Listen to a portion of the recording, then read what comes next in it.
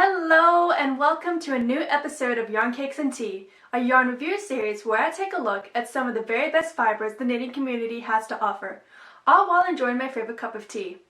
In today's episode, I am reviewing Moeke yarns.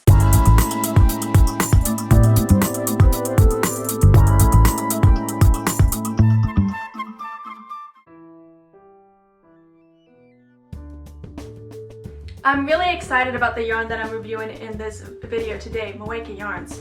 When I first heard about this yarn on the Woolful podcast, I was intrigued and fascinated by Iona's story, which you can read more on her website at moekeyarns.com.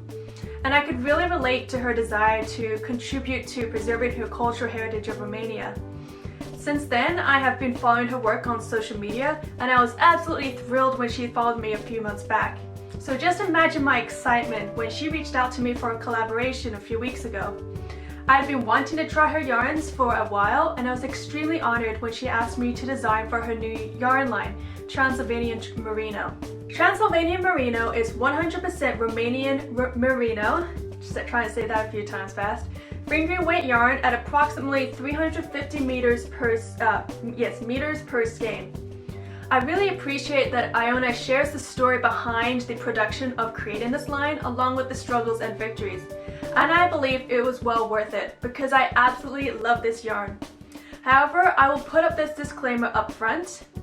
If you're the one who likes to work with mass-produced lines, which there's absolutely nothing wrong with that, or something that is not so niche, then you may not enjoy working with this yarn, because this yarn is truly unique, but its unique properties may not work for some. Now that's out of the way, let's continue with the review. Iona sent me two colorways of her yarn, her natural undyed yarn and her coral and beige variegated yarn. I always like to mention the squishiness and the softness of the hanks whenever I first get them, but when I touched the yarns for the first time, I really didn't get that. Instead, they are incredibly rustic and feel like nature. And as I'm holding this skein right now, you can feel the oils in the yarn and in the fibers.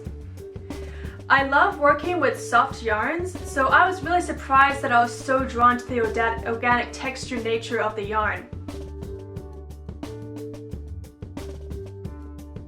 Knitting in this yarn taught me a valuable lesson. Don't judge the knitting experience from the first interactions with the yarn, such as holding it, touching it for its softness and squishiness. I say this because I loved knitting with this yarn. I'm still trying to figure out why I loved it so much though. It doesn't slide off the needles as easily as some of the other yarns I've worked with, and I had to be really careful with the strands because they break easily. And I had to be aware of the type of stitches I was using for my design, as high abrasion projects are not suited for this yarn due to its fragility. And just to show you really quickly, with this yarn how easily it can break, like that. So you have to be very careful when knitting with this yarn. So if you're a tight knitter like me, that is something to keep aware about.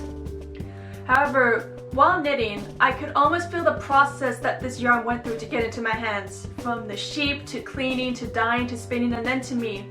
And the oils in the yarn added an interesting texture against my hands and needles, and it sometimes put me in a meditative state.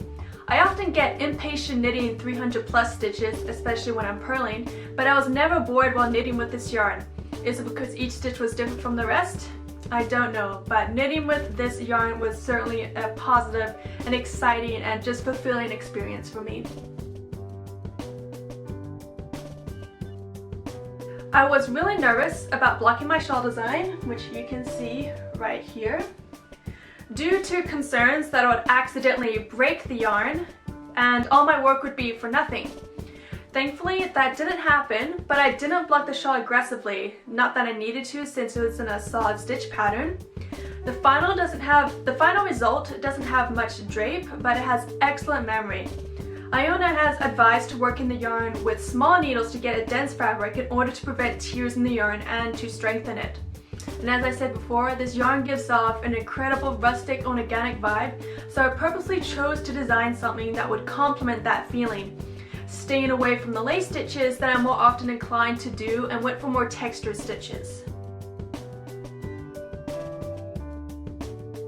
To be honest, I knew that I was going to enjoy working with this yarn, but I was surprised by how much I loved working with it.